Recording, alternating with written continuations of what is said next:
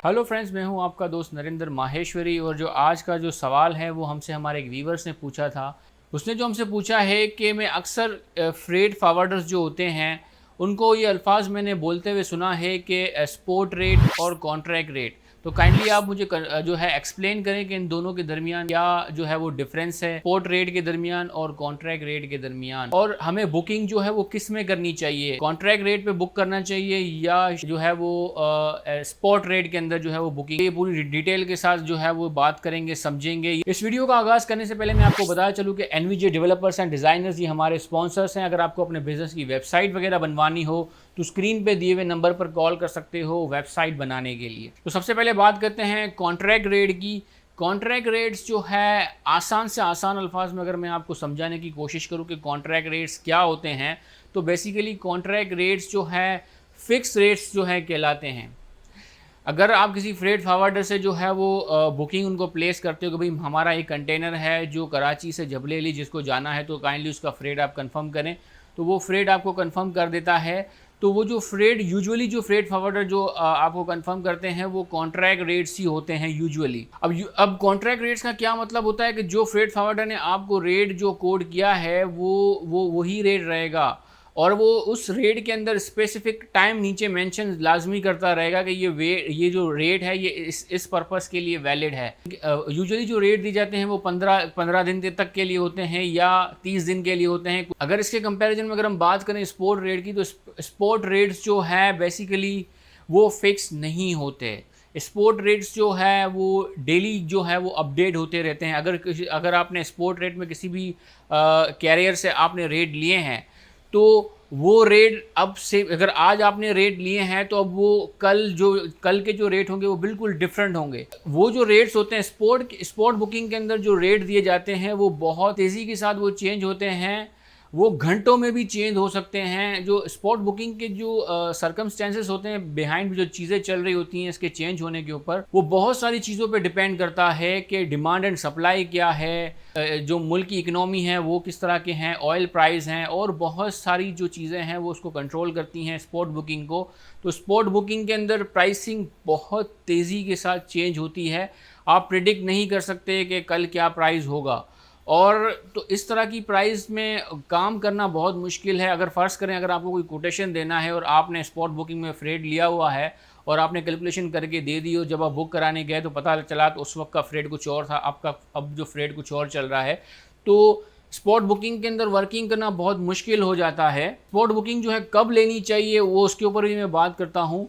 अगर हम contract booking के ऊपर बात करें, अगर मैं ज़्यादातर फ्रेट फॉरवर्डर की बात करूँ तो ज़्यादातर जो फ्रेट फॉरवर्डर है वो जो है वो कॉन्ट्रैक्ट बुकिंग के ऊपर ही काम कर रहे होते हैं। जब आप किसी फ्रेट फॉरवर्डर को इंक्वायरी भेजते हो, कोई क्यूरी भेजते हो, तो उसके अगेंस्ट जो रेट आपको दिए जाते हैं वो यूजुअली जो है वो कॉन्ट्रैक्ट बेसिस पे ही होते हैं। आपने देखा होगा अक्सर उसके नीचे जो रेट वो कोड करते हैं उसके नीचे वैलिडिटी डेट वो लिख देते हैं कि ये जो रेट है ये 15 दिन के लिए वैलिड है, 20 दिन के लिए वैलिड है या 10 दिन के लिए वैलिड है।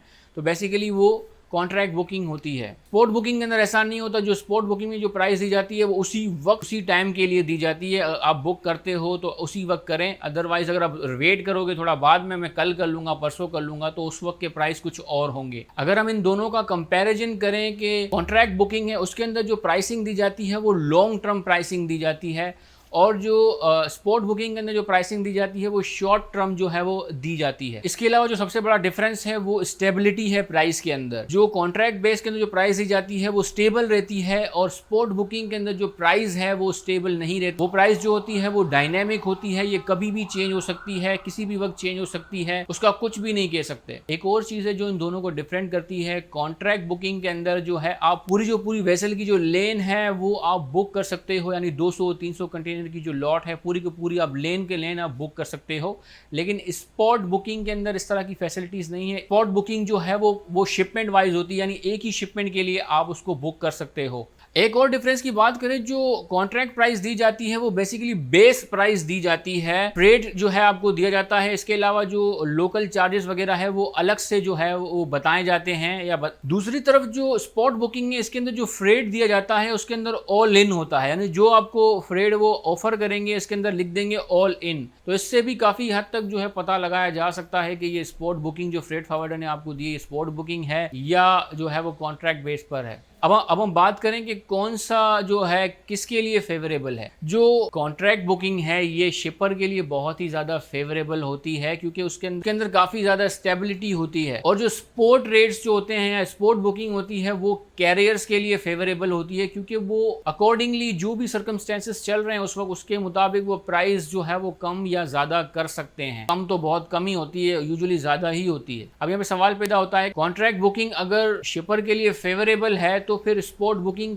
कब करनी चाहिए, क्या सर्कमस्टेंसेस से किस वक्त जो है वो स्पोर्ट बुकिंग की जाती है, लोग करते हैं। लेकिन दोस्तों जो थोड़ा सा मुझे पता है, स्पोर्ट बुकिंग जो है उस वक्त की जाती है जब मजबूरी होती है। जैसे कि आपकी जो शिपमेंट थी वो जानी थी किसी वेसल में, लेकिन आप उस वेसल को जो है मीट नहीं कर पाए और वो वेसल जो है आपका कंटेनर छोड़ के यहाँ से चला गया है।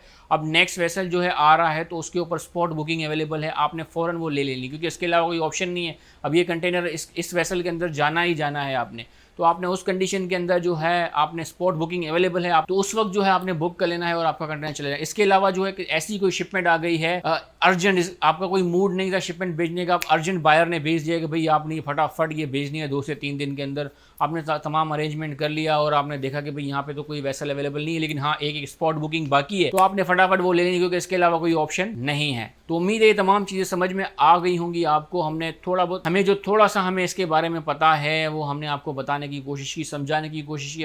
उम्मीद है आपकी सवाल का जवाब मिल गया होगा। और दोस्तों, अगर अभी तक आपने हमारे चैनल को सब्सक्राइब नहीं किया तो काइंडली हमारे चैनल को सब्सक्राइब करें। हम इस तरह के मजीद इन्फॉर्मेटिव वीडियोस बनाते रहते हैं आपके लिए। और हाँ, घंटी के बने निशान को प्रेस करना ना भूलें।